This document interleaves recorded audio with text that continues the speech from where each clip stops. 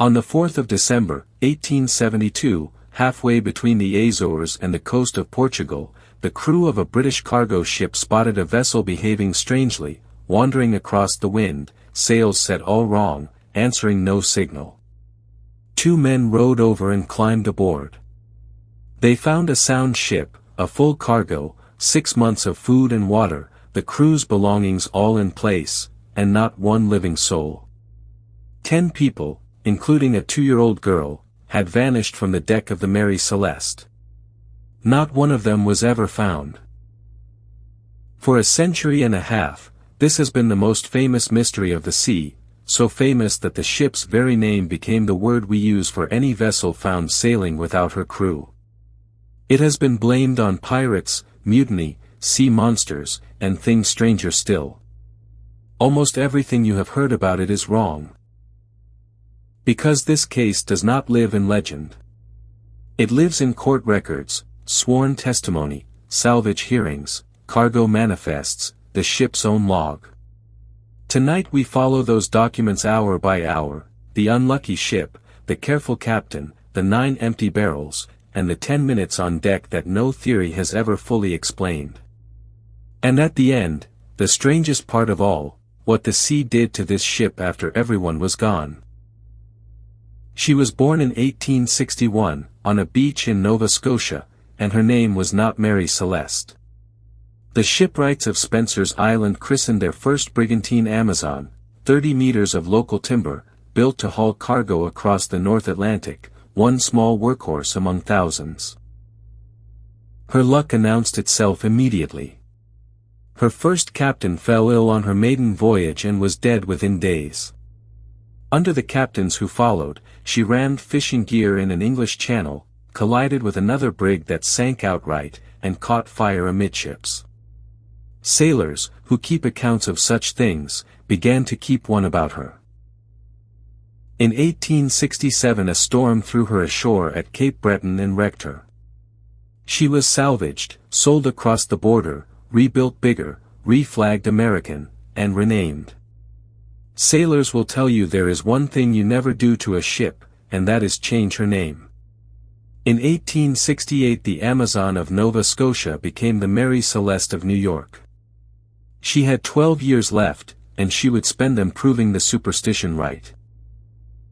The man who took her command in the autumn of 1872 was, by every account, the last man on the Atlantic who would abandon a ship for no reason.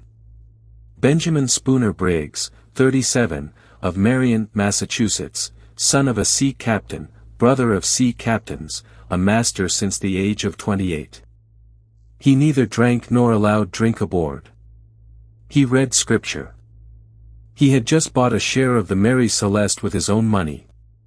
Careful is the word that follows him through every record. And he was a family man who hated the separations of the sea. So for this voyage, New York to Genoa, a routine run, his wife Sarah came aboard, as she had sailed with him before. With her came their daughter, Sophia Matilda, 2 years old. Their son Arthur, 7, stayed behind with his grandmother. It was a school term. One ordinary parenting decision. It would make Arthur the only Briggs of his family to grow old. The crew was hand-picked and small, 7 men. First mate Albert Richardson had sailed with Briggs before and was married to the shipowner's niece, family, effectively. A Danish second mate, an American steward, and 4 German seamen, brothers among them, from a tiny island in the North Sea. In the inquiries to come, no one would find a bad word about a single man aboard. Peaceable and first-class sailors, the owner swore. Remember that when the accusations start. The cargo was the one dangerous thing about the voyage, though nobody thought of it that way. 1,701 barrels of industrial alcohol, bound for Genoa to fortify Italian wines. Poisonous to drink, worth about $35,000, a fortune. It was the first time Benjamin Briggs had ever carried alcohol. On November the 5th she was towed out of the East River. Foul weather held her at anchor off Staten Island for 2 days. Sarah mailed a last letter to her mother-in-law. Ordinary news, the weather, the ship, our vessel is in beautiful trim, she wrote. On November the 7th, the Mary Celeste stood out to sea. Here is the corridor she sailed into, the winter North Atlantic, New York to Gibraltar, the Azores the only stepping stones. And 8 days behind her, out of the same harbor, came a second ship that history would handcuff to hers forever, the British brigantine Dei Gratia, Captain David Morehouse. The two captains knew each other, by some accounts they dined together the evening before Briggs sailed. Two respectable men, two routine cargoes, one ocean. The weather that November was vicious, gales stacked on gales, recorded by every ship that crossed. For 2 weeks the Mary Celeste beat her way east through heavy seas, and whatever happened to her people, the ocean saw it and kept it. The next human eyes to see the ship belonged to the Dei Gratia's helmsman, on the afternoon of December the 4th. 1 o'clock in the afternoon. Position, roughly 400 miles east of the Azores. The lookout reports a sail 6 miles off, and something is wrong with her. She yaws, falls away, comes up again, like a horse without a rider. Some canvas set, some flapping loose. No colors flying. No answer to the hail. And as the Dei Gratia draws close, no one at the wheel. Captain Morehouse shadowed her for 2 hours. A captain does not board a stranger lightly.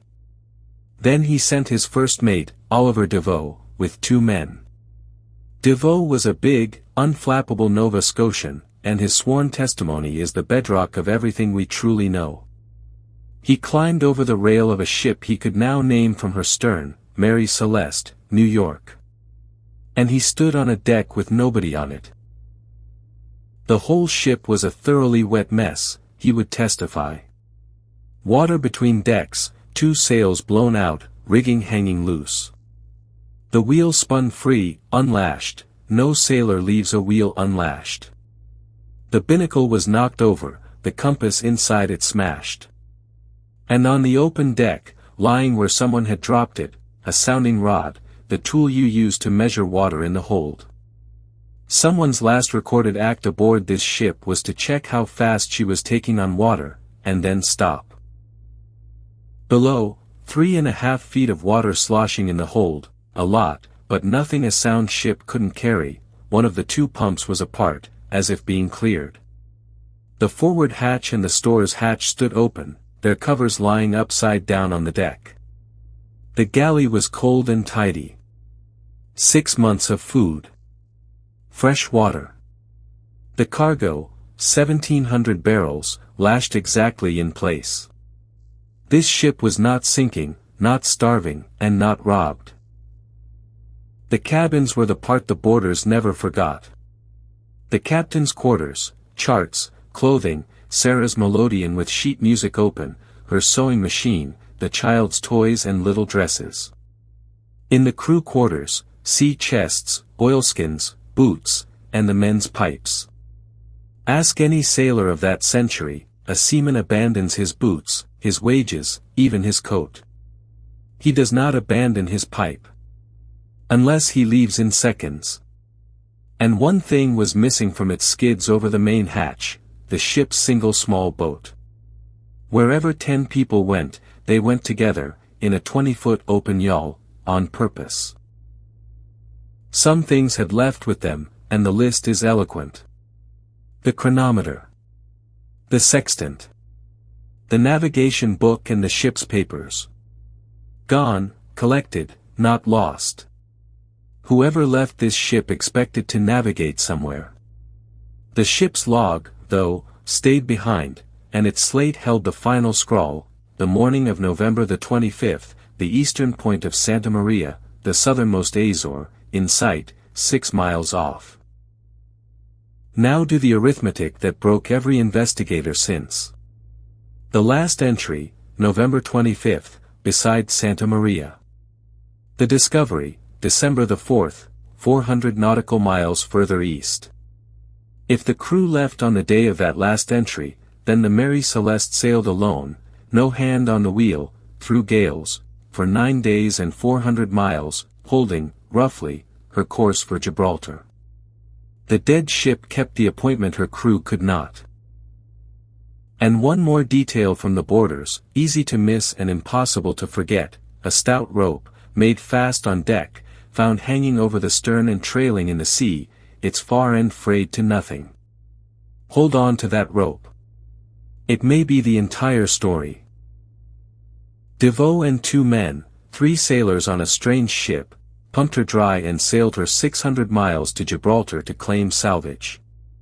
It was seamanship of a high order, and it earned them, at first, admiration. For about a week. Because in Gibraltar, the case fell into the hands of one man, the Attorney General of the colony, Frederick Solly Flood. Solly Flood was, in the polite words of a colleague, a man whose convictions once formed were immovable. He took one look at a ship abandoned for no visible reason and knew, there had been a crime.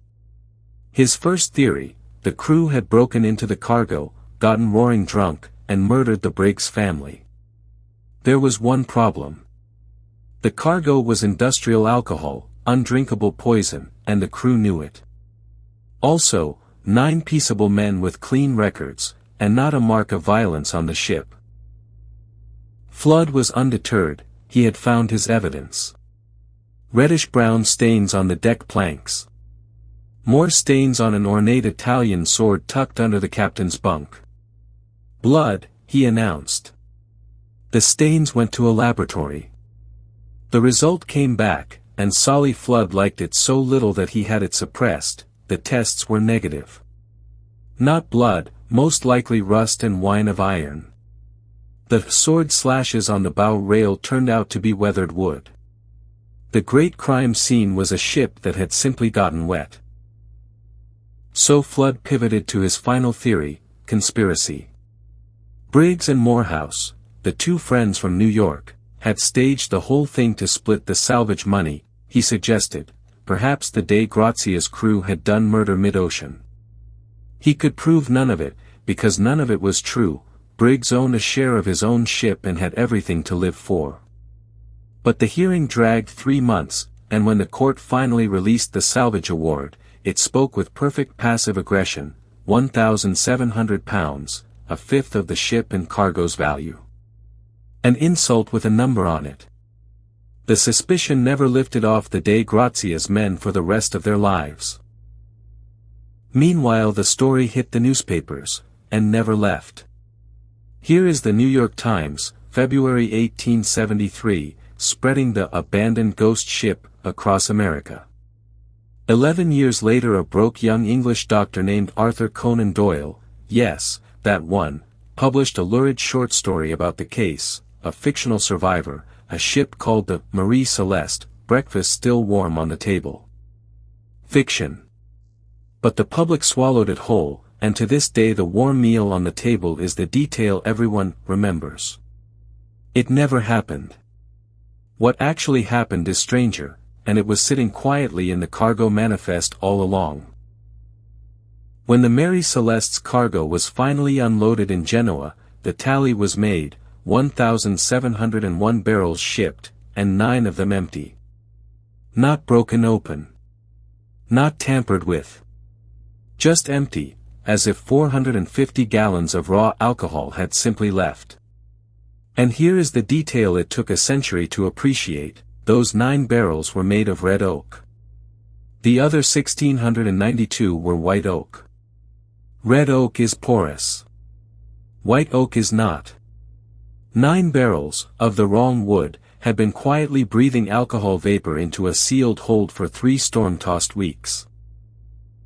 Now stand in Benjamin Briggs' boots, on the morning of November the 25th, in the lee of Santa Maria after 2 weeks of gales. Alcohol vapor is heavier than air, it pools in a hold like invisible water. The ship had come from a New York cold snap into warmer seas, the vapor expanding, pressing. Perhaps the hold rumbled. Perhaps a hatch combing sighed and lifted. Perhaps, when someone cracked the hatch, there came a rush of fume and a sound like the ship inhaling. Briggs had never carried alcohol in his life. And his wife and baby daughter were sleeping 30 feet away. What does a careful captain do with a cargo he believes is about to explode? Exactly what the deck evidence says was done. Get everyone up, in seconds, pipes left behind. Open the fore hatch and the lazarette to vent the fumes. Grab the chronometer, the sextant, the papers. Swing out the yawl, put the 10 souls in it, and lie off at the end of a long, stout line, tethered to the ship, waiting to see if she blows or clears. It is a completely rational maneuver. Ships' crews had done it before and lived. And if just one thing goes wrong, it is a death sentence for 10 people. One thing went wrong. The wind. A squall out of the north filled the Mary Celeste set canvas and she gathered way, 3 knots, 4, 5, more than men at oars can chase. The line between boat and ship came taut, sawing across the stern, and somewhere out there, it parted. The frayed rope trailing in the sea. 10 people in a 20-foot boat watched their ship, food, water, shelter, a 2-year-old's toys, walk away over the horizon without them. After that, the November Atlantic finishes the story on its own schedule, an overloaded open boat, 400 miles of cold water, exposure, thirst, a single swamping sea. This is the theory held today by most serious historians of the case, and by the Briggs family's own descendants. It explains the open hatches, the missing instruments, the sounding rod, the 9 barrels, the intact cargo, the trailing line, every hard fact, with 1 maneuver and 1 gust of wind. Science even patched its 1 weak seam. Skeptics asked, if fumes panicked them, why did the boarders smell nothing 9 days later, and why no scorching, if anything ignited? In 2006, a University College London chemist built a model hold and set vapor alight. The result was a spectacular pressure wave flash that blew the hatches, and left no burn marks and no soot. A hold can explode politely, terrify everyone aboard, and vanish without a trace of itself. The Mary Celeste could have carried the evidence of her own mystery, and vented it to the wind. Theory 2 says, forget the fumes, it was the water. Remember what Deveau found, 3.5 feet in the hold, 1 pump torn apart for cleaning, a sounding rod dropped on deck. Her previous cargo had been coal dust chokes pumps. Suppose in the storm's aftermath Briggs sounded the well, got a false, terrifying reading from a fouled pump, believed his ship was settling under his family, and there, 6 miles off, stood the island of Santa Maria. Land in sight is a powerful argument. You take to the boat and run for the beach. Others put the sea itself on the deck, a waterspout, a tornado over water, whose pressure drop can slap a ship, dump tons of water aboard, smash a binnacle, and skew every reading below, or a seaquake, rumbling up through the hull from the Azores' restless seabed, rattling the barrels and the nerves alike. Different first acts. But notice, every serious theory, fume or flood or false alarm, converges on the same final image. 10 people, in a small boat, on a line or rowing for land, and the ship, under sail, leaving. And the wild shelf, labeled clearly, as always. Pirates, nothing was taken, a captain's desk of valuables sailed into Gibraltar untouched. Mutiny, over what? Wages waiting in Genoa and a crew the owner called first class. Insurance fraud, the policies were ordinary and the owners lost money. Each of these was investigated in 1873, and each died of the same disease, no evidence. The 20th century added hoaxes. The Abel Fosdick papers, a stowaway's deathbed tale of a swimming contest and sharks, invented. Survivor, John Pemberton, serialized in 1929, invented. The giant squid remains the internet's favorite. It is not known to collect chronometers, sextants and a ship's yawl on its way down. Fiction filled the vacuum because the truth was quiet. Solly Flood's leaked accusations and Conan Doyle's warm breakfast made a better story than a rope and a gust of wind. They always will. Now the part of the story almost nobody tells, what the sea did with the ship.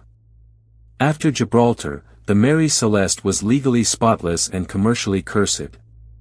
No sailor wanted her name on his papers. She changed hands 17 times in 12 years, hemorrhaging money for every owner, rotting between voyages.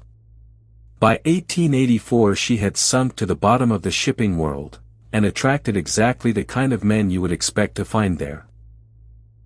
Her last master, Gilman Parker, packed her with near-worthless cargo insured as luxury goods, and on the 3rd of January, 1885, ran the Mary Celeste at full sail onto the razor coral of the Rochelies Reef in Haiti, deliberately. He then burned and stripped what wouldn't sink, and filed his claims. It was blatant. The insurers balked, the fraud unraveled. Parker was tried for barratry, a hanging offense in 1885. He escaped on a technicality, and then the ledger balanced itself anyway. Within months, accounts record, Gilman Parker was dead, ruined. Of his partners in the fraud, one lost his mind and one took his own life. Sailors nodded. You do not rename a ship, and you do not murder one either. She could not even be destroyed without taking someone with her. There is a final twist, and it is modern. In 2001, an expedition backed by the novelist Clive Cussler announced it had found her, burned timbers fused into the Rochelies Reef. Headlines around the world, Mary Celeste discovered. Then, in 2005, scientists dated the wood by its tree rings. The trees those timbers came from were still growing a decade after the Mary Celeste burned. Wrong wreck. To this day, the sea keeps the crew, the reef keeps the ship, and the file, a century and a half old, stays open. No trace of the 10 was ever found. Not the yawl, not an oar, not a plank of it, nothing, on any beach of the Azores or Portugal or Africa, ever. For years, Sarah's family met the mail boat. In Marion, Massachusetts, there is a memorial stone for Benjamin, Sarah and little Sophia, names without graves. And there was Arthur, 7 years old, kept home for school, who grew up in his grandmother's house waiting for a knock that never came.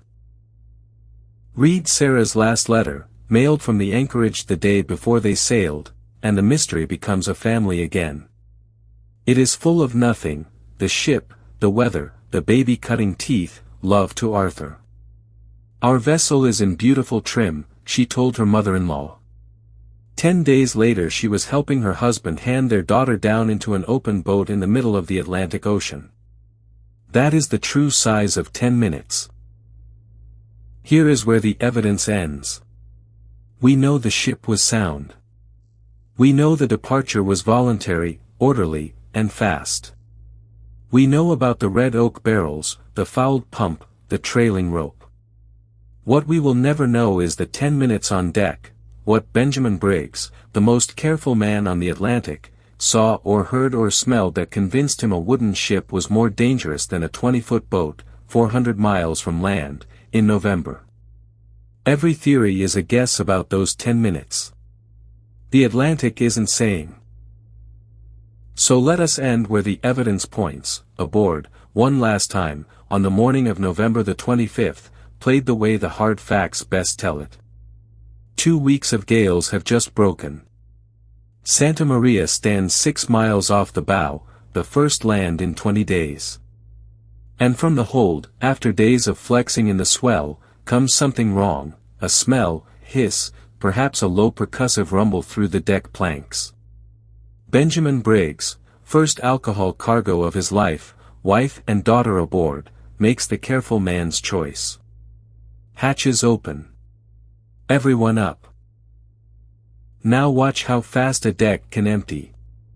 The yawl swings out and down. The chronometer, the sextant, the papers, scooped in one armful. Sarah steps down into the boat with Sophia on her hip, 9 men follow in under 2 minutes, pipes still warm in the FOCSLE. The main peak halyard, 100 meters of good rope, is made fast to the rail and paid out astern. The boat drops back. The line comes taut. And there they lie, 10 people, 20 feet of boat, watching their ship breathe out whatever frightened them. Minutes pass. Nothing explodes. The hold vents itself into the Atlantic wind, and this may be the cruelest sentence in the whole story: the danger was probably already over. Then the sea's surface darkens to the north. A squall line, wind, first as a whisper, then as a hand. The Mary Celeste's set canvas fills. Her deck heels. She begins to walk. 3 knots. 4. No 10 men at oars have ever outrowed a brigantine with a working suit of sails. The halyard comes bar taut, sawing on the rail with every swell, and somewhere in those minutes, at the frayed end the boarders would find still trailing 9 days later, it parts. There is no scream in this scene. Sailors don't scream, they row. They rowed, we can be sure, until their hands failed, after a ship that was making better speed than they ever could, toward a horizon 400 miles from the next land. What the boat's last hours held, the sea has kept for a century and a half, whether it was the cold that night, or a swamping sea days later, or the slow arithmetic of thirst. 10 souls, 9 grown sailors, and a girl of 2, in her mother's arms, in the middle of the Atlantic Ocean. Somewhere out there, on an afternoon no calendar records, the story of the Mary Celeste's people quietly ended. The story of her ghost was just beginning. So, your verdict. Theory 1, the fumes and the rope, the quiet, brutal accident. Theory 2, the sea, a false sounding, a run for the island. Or Theory 3, something on that deck we have never even guessed. 1, 2, or 3, tell me in the comments. And subscribe before you go, because every story on this channel ends the same way, where the trail stops, and the questions start. At the last coordinate.